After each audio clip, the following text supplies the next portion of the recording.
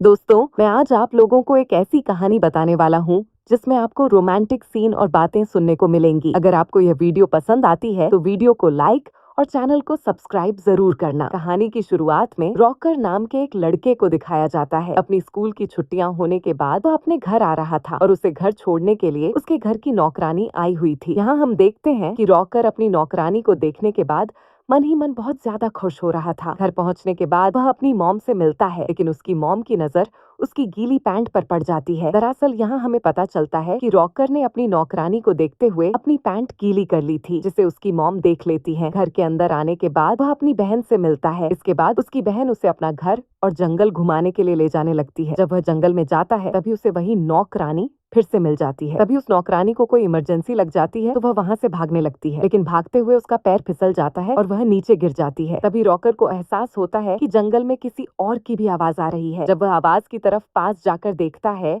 तो उसे पता चलता है कि उसके घर की नौकरानी किसी और आदमी के साथ रोमांस कर रही है। ये सब देखकर रॉकर वहाँ से वापस आ जाता है। जब वह अपने कमरे में होता है तब उसे फिर से आवाजें सुनाई देने लगती हैं। जब वह दरवाजे से बाहर देखता है तो उसे वही नौकरानी दिखाई देती है जो अपने कमरे से आधी बाहर निकली हुई थी और वहाँ भी कोई उसके साथ इंटीमेट हो रहा था। अब रॉकर अपनी बहन के पास सोने चला जाता है। तब उसकी बहन उसे बताती है कि हमारे घर में जो आंटी रहती हैं वे अभी तक वर्जिन हैं। अगली सुबह उसकी बहन फिर से उसे जंगल घुमाने ले जाती है। तब उसकी नजर उस जगह पर पड़ती है जहाँ उसके घर की नौकरानियां नहाने आया करती थीं। तभी वहाँ एक एक करके घर के नौकर भी आने लगते हैं। इन तीनों नौकरों को देखने के बाद वहाँ की नौकरानियां अजीब अजीब इशारे करने लगती हैं। इसके बाद रॉकर नौकरानियों को और भी करीब से देखने की कोशिश करता है, लेकिन वहीं का एक नौकर उसे ऐसा करते हुए देख लेता है और उसे वहाँ से तुरंत जाने के लिए कहता है। तभी उसे वहाँ उसकी बहन मिल जाती है जो उससे पूछती है कि तुम कहाँ गायब हो गए थे। इसके बाद उसकी बहन उसे पास ही के एक चर्च में ले जाती है और उसे चर्च की छत पर ले जाती है। वहाँ पहुँचने के बाद वे दोनों देखते हैं कि वहाँ रॉकर की आंटी आई हुई है। वे चर्च के फादर से कह रही होती है कि जब से हमारे शहर में रॉकर आया है तभी से मैं उसे पसंद करने लगी हूँ और मेरा दिल कहता है कि मैं उसके साथ अपनी हर रात गुजारूं। जब रॉकर को ये बात पता चलती है तो वह बहुत हैरान हो जाता है। वह अपनी आंटी को और करीब से देखने की कोशिश करता है ताकि उन्हें अच्छे से देख सके, लेकिन तभी वह चर्च के फादर के पास गिरकर उल्टा लटक जाता है। चर्च के फादर उसे पकड़ लेते हैं और उसकी शिकायत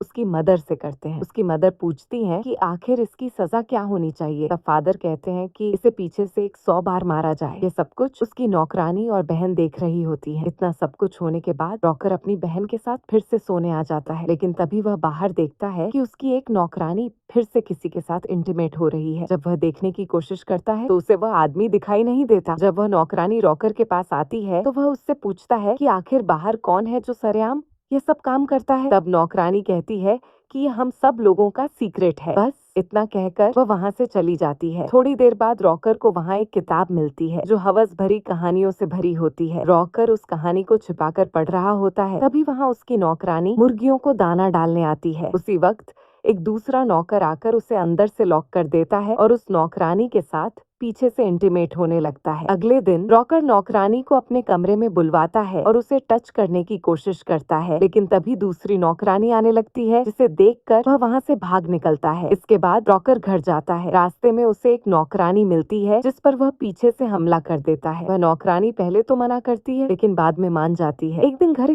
के सारे मर्द किसी काम से बाहर चले जाते हैं। इसका फायदा रॉकर उठाता है। वह कमरे में जाकर एक नौकरानी के साथ इंटीमेट होता है। रात होने के बाद रॉकर अपनी आंटी का इंतजार कर रहा होता है। काफी रात गुजरने के बाद उसकी आंटी आ जाती हैं और दोनों बातें करने लगते हैं। रॉकर उनसे कहता है कि आप अभी तक वर्जिन हैं और इसमें मैं आपकी मदद कर सकता हूँ। पहले तो आंटी मना करती हैं, लेकिन उसके फोर्स करने पर मान जाती हैं। उस रात वे दोनों इंटीमेट होते हैं। कुछ देर बाद वहाँ हेलेन नाम की नौकरानी आती है। रॉकर उसे भी पकड़ लेता है और उसके साथ भी इंटीमेट हो जाता है। अगले दिन रॉकर अस्तबल में जाता है जहाँ वह अलीसा को सेड्यूस करने लगता है और उसके साथ भी रिलेशन बना लेता है। अब यहाँ पता चलता है कि रॉकर ने अपने घर की किसी भी लेडी को नहीं छोड़ा है। काफी वक्त गुजरने के बाद रॉकर इस हद तक आगे निकल जाता है कि वह अपने कमरे में एक साथ बहुत सारी लड़कियों को बुलवाकर उनके साथ इंटीमेट होने लगता है। कुछ समय बाद अलीसा रॉकर से कहती है कि वह प्रेग्नेंट है। यह सुनकर रॉकर के होश उड़ जाते हैं। अगले दिन रॉकर के कमरे में एक और नौकरानी आती है और वह भी कहती है कि वह प्रेग्नेंट है। तभी उसकी आंटी भी आकर कहती है कि वे भी प्रेग्नेंट है। यहाँ हमें पता चलता है कि रॉकर जिस किसी के साथ भी इंटीमेट होता था उसे प्रेग्नेंट करके ही छोड़ता था। अब रॉकर की स्कूल की छुट्टियां खत्म हो जाती हैं और वह अपने स्कूल वापस जाने के लिए तैयार हो रहा होता है। तभी उसके पास एक और लड़की आती है और कहती है कि वह भी प्रेग्नेंट है और ये बच्चा उसी का है। यह सुनकर रॉकर पूरी तरह शॉक हो जाता है। आखिरकार रॉकर सभी लड़कियों को